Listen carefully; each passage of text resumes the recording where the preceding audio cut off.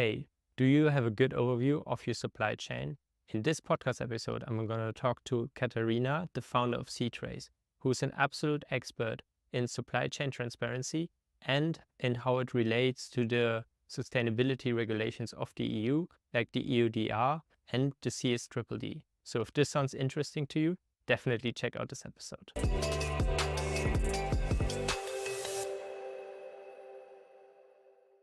Hey, Katharina. And first of all, thank you so much for taking the time. For those of the listeners that don't know you yet, can you tell us a little bit about yourself? What are you doing and how did you get here? Yeah, of course. Super happy to be here as well. Thank you for the invite. I'm Katharina Davids. I'm founder and co-CEO of Seedtrace since 2019 now. I have more background originally in psychology and international management, which I guess is already a little bit a hint of two worlds I always was in. Hmm. Um, I had an NGO with my mom very young, I think when I was like 14, 15, Hmm. which was more really around social work. We worked a lot with refugees coming to the south of Germany. Hmm. And then I was for quite a few years in consulting, mostly around digital business models. Hmm. And I think Seedtrace, which I'm doing now, since 5 years, is I don't know. I was born. I can tell a little bit about it maybe in a second, but I think it was born a little bit also from this feeling of social work, running after money and writing proposals for getting funding. And we never had money to actually do the work, which was a bit frustrating. And then on the other side, the consultant world was a lot of budget, but the impact was really missing for me. Just working with the biggest corporates globally and trying to increase their revenues, which of course also you can discuss about that separately, but I think Seedtrace was for me a little bit the wish, like how can we also scale social and environmental impact in a way that that it works. And it was an experiment. Yeah, that sounds super interesting. So you had an NGO very early on that was already about the social topic somewhat, and now Mhm. you're connecting your consulting expertise uh, in your project Seedtrace. So is it correct to say that you already knew very early on that you wanted to do something like Seedtrace, or how did that shape in your mind? I think I always knew that I want to try build something that like I had all these projects and I really loved them, but I don't know, I had like this feeling of how can this maybe create even more impact on a bigger scale. And I think the tools I learned a little bit more in the digital consultant world. Um, but yeah, so maybe it was always there the wish, but I didn't know it would be Seedtrace at all, that I would deal with supply chains. I had no clue that I would end up also, I don't know, focusing so much on now with supply chains connected more and more compliance topics was never on my Mhm. mind. Also a really creative soul, so I love dancing and pictures and videos. So now reading regulation texts was nothing I could have planned for. Yeah, Yeah. interesting how that develops. But Mm. or maybe for those people that don't know Seedtrace yet, can you tell us a little bit about the company? What exactly do you do? Where do you focus on? Yeah, of course. So maybe I just go back quickly to how Seedtrace started, Mhm. because I studied my MBA in South Africa and spent quite a lot of time there. Mhm. Um, and after a couple of years as a consultant, I decided to go back. And my aim was actually very different. I wanted to export a healing plant that's called Moringa. I don't know if some heard of it. It's very Mhm. interesting. Mhm. You can Google it. But so I traveled to a lot of different pharma cooperatives in Ghana, in Kenya, in the north of South Africa. And the idea was to export it to the European market and Mhm. build direct fair trade. And in the process of doing that, for me, it was the first time learning about all the consequences and the processes that are actually connected to exporting a product from one side of the world to the other. Mhm. And how also in the end, if we go into a supermarket, we know about the product, like where it's from, how it's produced, the people's story, how the people were paid, what effect it has on the environment. I mean, now I think there's more awareness than it was maybe in 2016. But yeah, that was really like the seed from Seedtrace that Mhm. I was wondering, how can we allow companies and different actors along the supply chain to show more transparency, and also maybe even prove social environmental impact and have a benefit from it and not a disadvantage, because, for example, they pay the people more at the origin. So yeah, now Seedtrace is a digital platform. It's not an export business anymore. So it changed over time. And we basically allow food and beverage companies to trace along the supply chain, but with a strong focus on the social and environmental impact. Okay, very interesting. Also to see how you get to the topic, because right now, like also in this podcast, I talk to a lot of sustainability manager that maybe are not from the sustainability field. And whenever I talk to them about supply chains and supply chain transparency, especially, this is like a super difficult topic because it's very like for them, it's very difficult to get the data. There's no structure for it. How Mhm. would you define the term supply chain transparency, maybe in the first place, so that we then can dive a little bit deeper into the topic? Yeah, it's interesting because I think it's used so much now, and often supply chain transparency, I think, is understood as the physical, also traceability of it. So when is the product, where, in what weight, and so on. So it's really Mhm. like about good traceability from the origin then to the point of sale. Um, but I think it's important to also understand it, what I just kind of nudged on, the social environmental aspects of it. And also understanding, I mean, transparency, the word itself means to have knowledge what's actually going on. So often it already starts just with understanding which actors are involved. Where is it actually coming from? Often you can look at it from the perspective of point of sale. So you go back, or you look from, okay, it's now, for example, on the farm ground, and what's going to happen with the raw material down the chain towards the finished product. So I would say transparency is really all the information along the supply chain from the very beginning up to the point of sale. And it can be all kinds of information, of course, the physical traceability, but also which actors are involved, which effects and which consequences, which processes happen along the way, and what does that mean for the humans and the planet involved. Yeah. And could you maybe, for those people that are not that familiar with the process yet, also explain why this is now increasingly important to companies? I think, first of all, in order to make informed decisions, you first need to understand the processes, the flows along the whole supply chain. At that way, first of all, you can keep also other stakeholders informed, but you also know for yourself what decisions to make and what to base them on. And also, you decrease any kinds of sustainability risks. If you don't know what happens before you actually get certain raw materials or semi-finished product, that can be really risky. And Mhm. besides all of that, that is more, I would say, maybe intrinsic motivation, but I wouldn't even call it intrinsic anymore. I think it's also just a strategic decision. Um, there's also the aspect that just there are more and more regulations coming, be that on European level or national level. So getting ready, I think, is kind of the time now. Yeah. Yeah.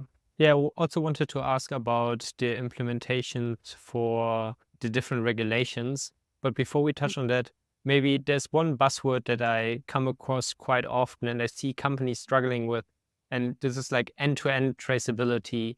Can you maybe explain a little bit about this and how can companies like achieve end-to-end traceability? Yeah. Yeah, we often have that. We start talking with companies, and the first thing they say is either, yes, we want end-to-end traceability, Hmm. or they say 100% traceability. And it's Hmm. very interesting to see, because often that's the first expectation or the wish. And then we start having a conversation, and then we actually get to, okay, there's a long way until we maybe get there. Yeah. Um, you asked me what I understand under end-to-end traceability, and I guess it's a little bit the ability to track items from one end of the life cycle to the other. So really from the raw material on farm level up to the production, often different production steps, other ingredients come into place. They also have to be traceable to their very origin up to the consumption or the point of sale, be that in an online shop, in a supermarket, or so on, so that you can really trace the product from the first mile to the end. Yeah. Yeah. I take from your response that end-to-end traceability is not the easiest thing, and especially not the first step. Is there something that you would recommend companies to do first before they then set the goal of end-to-end traceability? Mhm. Yeah, something that we learned ourselves over the years, I would say, is that it helps to understand it a little bit like a step-by-step approach. That's how we call it. Yeah. So that you can start with like a static mapping. Yes, it's not dynamic yet, but it helps a lot to first understand the static data. So if you, for example, have this water here, and you wouldn't know exactly this water in this bottle now, when was it, where, when was it filtered, but you would know exemplary for all the water that this company does, how the supply chain looks like, what activities happen along the way. So that would be a static mapping that you first achieve. And then, of course, you can start building. Often, then the next step is actually to get the first mile data. What I mean with that is all the data that happens at the origin. So for critical commodities like cocoa, coffee, it's often the global south and starts with smallholder farmers to understand, is there fair pay? Who actually harvests the cocoa and so on. And then if you have the first mile data, because you already achieved that, you can go all the way back. And it maybe sounds straightforward, but for really major companies to know for all their products they produce with thousands of suppliers and also traders, to know what farm it came from is Yeah. already and then if you achieve that, then we can start do the traceability, which is maybe batch based. And then I can tell you when this water was where and who produced it. Yeah. Okay. And that is then the difference between static, meaning you just have like exemplary products, or you look at it more general, and dynamic data, which is then like the specific water bottle that traveled all the way. Exactly. Yeah. Okay. Yeah. But it also sometimes makes sense to maybe say, we often do that if you have a product, let's say a muesli, and then there are cocoa flakes in there, that you Hmm. do a mapping for all your ingredients like oat flakes. But then for the chocolate, you want to already establish a dynamic tracing, because you say, I really want to know where it comes from, what happens, from which regions. I want to make sure there's no child labor involved. So you maybe focus and deep dive into certain ingredients, but can still map statically the remaining ingredients and then merge that. And also can use that for consumer communication, because, yeah, it's also more and more interesting for consumers, of course. But yeah, that's also always an option, that you combine it in a way. Yeah. Yeah, sounds super interesting and complicated at the same time to like have this much data and to know all of this about the products. Yeah, definitely fascinating topic. I would like to switch the conversation a little bit towards the topic of EU regulation, because Mhm. with AtlasZero, we are helping a lot of companies with like navigating through the jungle of like all the regulations. And I feel like, especially right now, with like all of this new regulations being introduced, a lot of companies are now quite worried about their about them complying to the different regulations. So I think this is definitely top of mind. Can you name some of the EU regulations where supply chain transparency is an important topic of? Yeah, a few ones that come into my mind is, of course, this German Supply Chain Act, LKSG. Hmm. Uh, then we have it on the European level now with the CSDDD. Mhm. Um, and then, of course, EUDR, which is focused more around deforestation. Mhm. Um, and another one indirectly is the Green Claim Directive, Mhm. which focuses more on the labeling on products. So if you make claims, something like this is produced fairly, you have to have proof to be able to make that claim. So it's more consumer facing, whereas the other ones are more internally for companies. but all of them touch on supply chain transparency.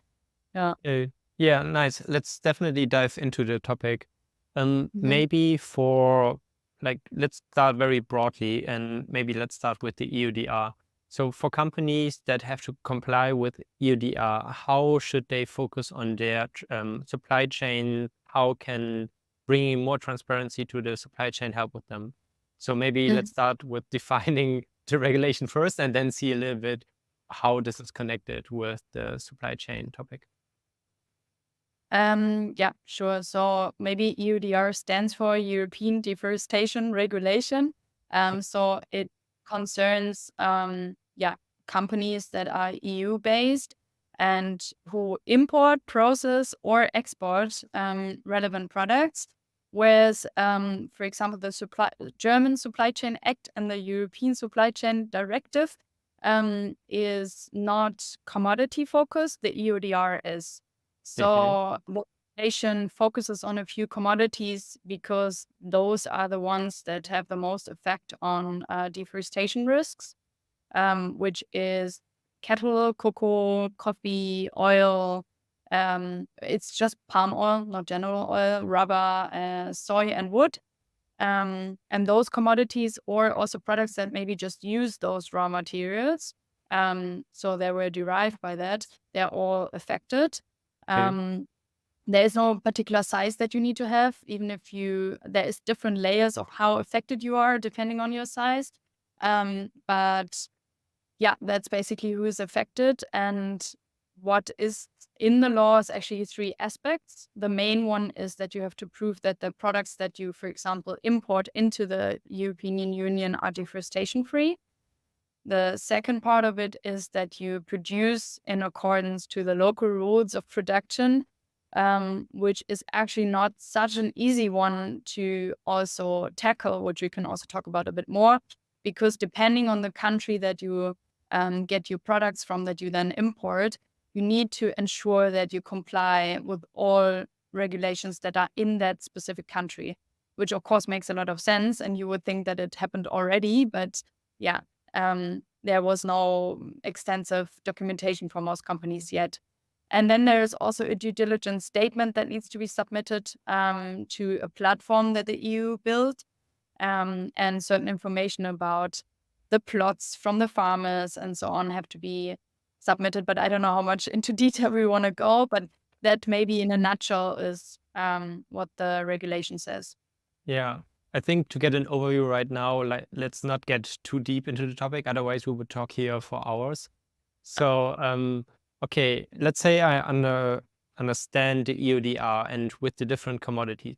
You said that Mhm. the CSDDD or the due diligence directive of the EU, that is not based on commodities. So Yeah. how is the scope of the CSDDD? Yeah, the CSDDD that connects more to, for example, how much revenue you do. You need to have a global turnover, I believe, from 450 million, and at least have 1,000 employees. Mhm. And it, like, for example, small and medium-sized companies are not concerned by the CSDDD yet. Similar to the German Supply Chain Act, that they want to make it stricter over time. But that's who is affected at the moment. So yeah, it's not commodity based, but it's more what size do you have, what turnover do you have. Um, and what also is a difference is that for the CSDDD, even indirect, or not indirect, but direct suppliers can also be affected by the law and not just the companies itself. So what do you mean with the last point, that direct suppliers can be affected by this? Yeah, so if a company falls under the scope from the CSDDD, so Okay. let has 3,000 employees and a turnover over 450 million, and Okay. then they have a direct supplier in their value chain, that direct company also is affected because it needs to provide certain information about, for example, human rights, Mhm. environmental laws, and so on to that other company. So they're also liable if they don't provide that. Okay. Yeah, very interesting. So let's say that I'm a company that like fulfills both the main criteria that you mentioned, like I'm importing some of the commodities that you mentioned for the EUDR, and I'm such a large company that I also fall under this TSDDD. So to me, it looks like that there is some overlap, or can you maybe describe if there's some overlap and how can companies look at the topic maybe a little bit more holistically? hmm I think in general, all these regulations have in common that it really helps to have an understanding of the own supply chains. Often it's not just one supply chain, but many, depending on the size, to understand all the different activities, all the actors involved, have a way, if it's a new tool or if it's existing structures that they have to collaborate with the different actors along the chain. And then what also changes a lot and is affected by both regulations is get the actual data from their value chains. So what happened in the past a lot is that you say, okay, we're just gonna scan the risk for this region and this commodity. So we say, for example, this is cocoa from Ghana. So we think there is a risk of 50% that there might be XYZ happening. Um, and this is not enough anymore. So now, for example, EUDR, you need to know your farm plots. You need to prove that on your farm grounds there is no deforestation. So I think the mapping, then the collaboration, and then getting the actual data from your own value chains is like the three things that need to happen and that consider all regulations that are coming in that field. Yeah. I feel like this is like quite a complex task. And I also already talked to a lot of sustainability manager that seemed a little bit overwhelmed by all the different things that come up with that. Yeah. How do you help with Seedtrace? How do you help companies to not feel overwhelmed and paralyzed? How can you approach this huge topic in Mm, like an effective way to like go towards compliance? yeah. It's a very, very good question. I think it's such a gigantic task for many, and you feel overwhelmed, and you could start at 10 different places at once. For Mhm. example, maybe just taking that as a reference, what we did with the EUDR regulation is we call it a compliance guide. So it's like 6 steps, and you really can go through those 6 steps, and you will have everything that you have to have if you really follow those. Um, and it just helps to have something that guides you a little bit along the way and doesn't like you know what you have to do next. You get recommendations and so on. I think a platform like that, like a digital platform like we are, can support with that. What is still super important, I mentioned it earlier, for example, with the EUDR, that you also need to know what is happening in my different countries of origin to Mhm. maybe also local partners. I think like it's really good to have, for example, a guide or something. So you have an overview, you know what to do really step by step. But then for some deep dives in those steps to have the right partners. And I think in general, supply chain transparency completely also independent from those regulations, sustainability, transparency, however you want to call it. I really, really believe in collaboration. I don't think there is like the one solution out there that fixes everything. You need Mhm. NGOs, you need digital tools, you need national, like for example, in Brazil now they're building a platform with geodata from all farmers that is open source. So I think also that Mhm. national-wide options are created. It needs everyone together, and everyone to focus on what they can do the best. Yeah, that's hopefully gonna help as well. Yeah. No, I also definitely believe in cooperation. This is also partly the main reason why we started the podcast, because we think it's super helpful if people can just like communicate more and learn from each other and learn from experts about those topics. So I completely agree that this is like a key step to get like all companies towards more compliance. Do you have any other recommendations for companies that are now in a process that are trying to go towards compliance and that right now might feel a little bit overwhelmed, if not paralyzed by all the complexity of the topic? Like, what would you recommend to like start with? What would you recommend to do in general? It depends where the company would be at. If one doesn't know, for example, yet how am I even affected? What do I need to do? In what scope? There are a lot of effectiveness checks out there. We have one. I believe there are different ones for different regulations to first understand what do I need to do and what is the role. Because again, as an example for EUDR or also for the CSDDD, depending on your size, depending on your role, if you import, if you export, if you're in the EU, if you're out of the EU, if you import and export again, and so on, it differs. There are different roles. So I think that first maybe takes that fuzziness away. That's just clear. Okay, I need to do this and this and that by then. And then I think the next step is maybe also to just focus on one way ahead, because there are so many different approaches at the moment and it can irritate a lot. To maybe just set one strategy with also maybe one person out of the Department of, say, sustainability, maybe one of procurement, one of purchasing department, to have like a combined force as a team within the company, and distribute roles. I saw that happening lately a lot. Before in our meetings with clients, often we were with one person, and now we often like 5 or 6, because from the different angles the people come in to discuss and see what their responsibility is going to be. So yeah, I think it's not just collaboration again between different companies and their suppliers and the producers and the traders, but also within the company that they communicate more. And I think that's probably the first step: set up a team and responsibilities, and then tackle it from there. Nice. Yeah, that sounds very helpful. You just mentioned the tests that companies can do to like know where they at and what regulations they actually have to comply. Maybe if you can send this to me after the podcast, I can put it into the show notes so that people can easily find it. Because yeah, I also believe that this is like the first step that companies need to understand, like, hey, what are the regulations about? It's like super difficult to like know about all of this, and then to just know like, okay, this is important to me, so I can deep dive into that and then look what are next steps and how can I approach Yeah. this.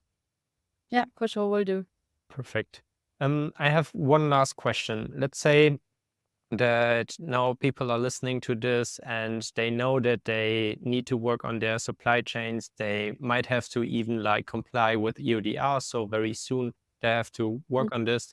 What is the one thing that they should take away from this conversation and then use in their next meeting to then like contribute to the discussion and maybe develop it a little bit forward? Good question as well. I would say to maybe not just run after regulations, but rather build like a strong relationship with partners, understand on processes, value flows, maybe also risks or something that still needs a lot of work. Because if you just kind of, in German we would say Flickenteppich, so you have like little pieces of fabric that you stick together but might not hold. And I really believe in like building more like a mid to long term strategy will help for all the regulations that come up, instead of just, yeah, of course, sometimes if time is short, you have to take little fabric pieces and stick them together. But think like a little bit in the bigger picture, I think will help immensely. And not just for the regulations, but also for, in the end, to be more sustainable and profitable. Yeah.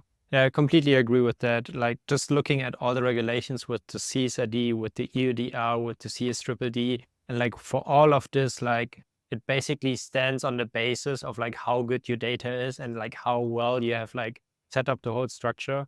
So I think it makes a lot of sense to not just like get one reporting done and then survive and get to the next year, but actually should like build up a good structure so that this is like looking forward, can develop and like grow to something strong. Yeah, agreed. Okay, perfect. This was my last question. Thank you again so much for taking the time. I really appreciate it. And I hope we can talk very soon. Yes, thank you so much. Hey, if you come this far, thank you very much for listening to the AtlasZero podcast. If you are interested in this topic, we just launched the AtlasZero Navigator, which is basically a product compiled of all the interviews we ever done, all the materials we either created or collected, comprised into one product. It basically helps you to understand all the sustainability reporting requirements of the EU, and we really think it's super helpful. So if you're interested, definitely check out the link below and check out our product. And also, and I have to ask this, please like and subscribe to our channel. Like, it helps us a ton to reach more people. And at the end, our goal is to help as many companies as possible. So you can help us a little bit in achieving that. Thank you very much. And I hope I see you very soon.